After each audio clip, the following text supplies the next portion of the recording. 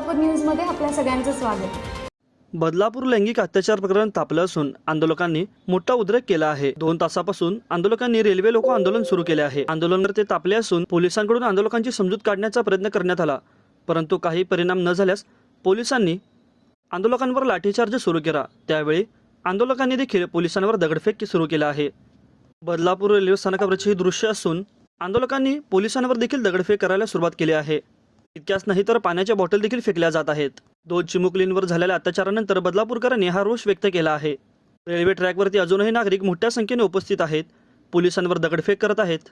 पोलिसांनी हा जमाव हटविण्यासाठी लाठीचार्जचा प्रयत्न केला, परंतु आंदोलनकर्त्यांनी देखील पोलिसांवरती दगडफेक करायला सुरुवात केली आहे।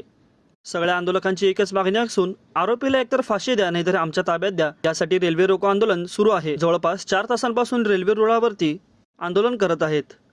प्रथमतः पोलिसांनी आंदोलकांची समजूत काढण्याचा प्रयत्न केला, त्यानंतर त्यांनी लाठीचार्जला सुरुवात केली। याला प्रतिकार देत आंदोलकांनी देखील पोलिसांवरती दगडफेक सुरू केली आहे। माझं सोलापूर न्यूज या यूट्यूब चॅनलला सबस्क्राईब करा आणि बेल आयकॉन प्रेस करायला विसरू नका।